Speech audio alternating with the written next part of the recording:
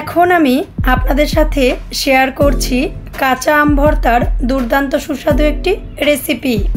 ঠিক একই রকমভাবে কাঁচা আম ভর্তা করে নেওয়ার জন্যে কোনো প্রকার স্কিপ্ট না করে ফুল ভিডিওটি আমার সাথে থেকেই দেখে নিন।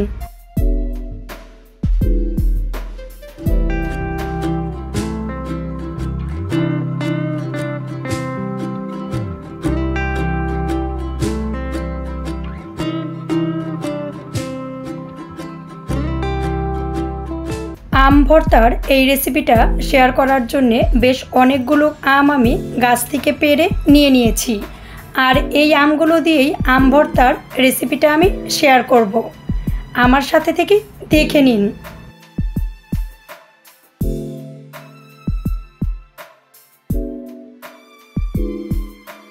একটি মিক্সিং বোলে বেশ অনেকটা জল নিয়ে কাঁচা আমগুলো পরিষ্কার করে ধুয়ে নেওয়ার জন্যে দিয়ে নিচ্ছি।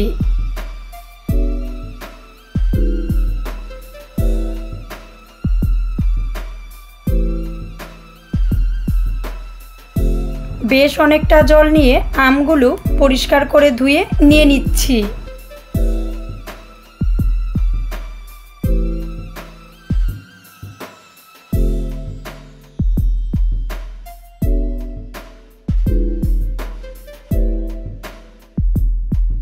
আম ভর্তার এই রেসিপিটা করে নেওয়ার জন্যে একটি আম নিয়ে আমি চাকু দিয়ে আমের খোসাটা খুব ভালো করে পরিষ্কার করে নিচ্ছি।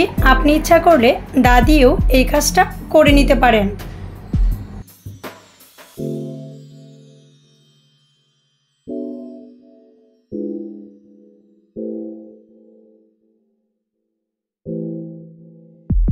আমি কিন্তু একটু মোটা করে আমের খোসার অংশটা ফেলে নিচ্ছি যাতে সবুজ অংশটা না থাকে। একটু মোটা করেই আমের খোসাটা ফেলে নিলে আম ভর্তাটা খেতে খুব বেশি টেস্টি হয়।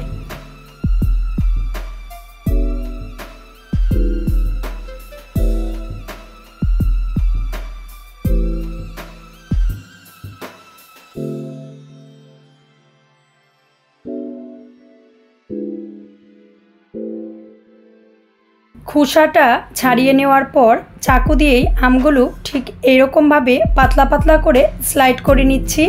আপনি ইচ্ছা করলে দা দিয়েও এই কাজটা করে নিতে পারেন।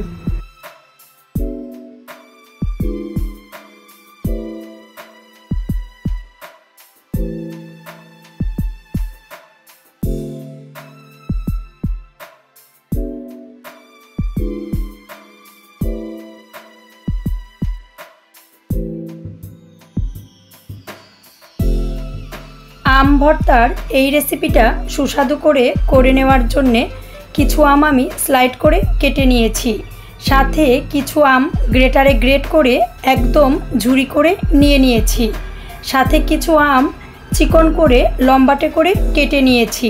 আর আমের আইট কিন্তু অবশ্যই নিতেই হবে।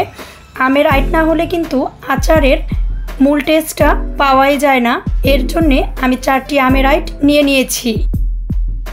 আম ভর্তার এই রেসিপিটা টেস্টি করে নেওয়ার জন্যে স্লাইড করা কিছু আম আমি নিয়ে নিচ্ছি। এর সাথে কাঁচা পাকা মিলে নিয়েছি 4টি কাঁচামরিচ। এর সাথে দিয়ে দিচ্ছি ধনেপাতা। অল্প পরিমাণে দিয়ে নিয়েছি লবণ। এগুলো সব একত্র করে অল্প পরিমাণে জল দিয়ে আমি খুব ভালো করে ব্লেন্ড করে নিব। আম ভর্তার এই রেসিপিটা সুস্বাদু করে নেওয়ার জন্যে একটি মিক্সিং বোল নিয়ে পাতলা করে কেটে নেওয়া আমগুলো নিয়ে নিচ্ছি।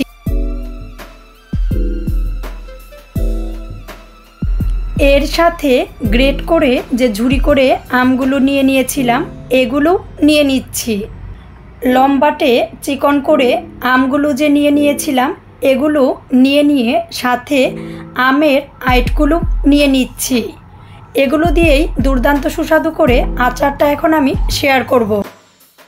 আম ভর্তার এই রেসিপিটা সবথেকে বেশি সুস্বাদু হওয়ার কারণ হচ্ছে আম, কাঁচামরিচ, ধনেপাতা আর একটু লবণ যে খুব ভালো করে ব্লেন্ড করে নিয়েছিলাম এর সাথে নিয়েছি। এর সাথে আরও দিয়ে দিচ্ছি 1 চামচ চিলি ফ্লেক্স। এটা কিন্তু অবশ্যই দিতেই হবে পারফেক্ট টেস্ট পাওয়ার জন্যে। এটা না দিলে কিন্তু একদমই হবে না, এটা অবশ্যই দিতেই হবে। টেস্ট অনুযায়ী দিয়ে নিয়েছি লবণ, হাফ চামচ দিয়ে দিচ্ছি চিনি। আমগুলো একটু মিষ্টি টাইপের ছিল, এর জন্যে আমি চিনির পরিমাণটা একটু কমই দিয়ে নিয়েছি। 3 চামচ মতন দিয়ে নিয়েছি কাসুন্দি। কাসুন্দিটা আমার খুব বেশি পছন্দ, এর জন্যে একটু বেশি করে দিয়ে নিয়েছি। আপনি আপনার পছন্দ অনুযায়ী দিয়ে নিয়ে আম ভর্তাটা করে নিতে পারেন।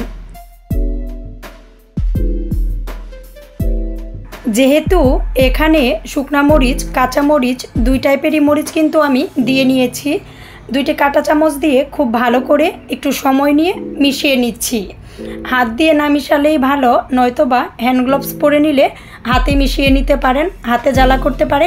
এর জন্যে আমি 2টি কাঁটা চামচ দিয়ে বেশ অনেকটা সময় নিয়ে খুব ভালো করে মিশিয়ে নিচ্ছি।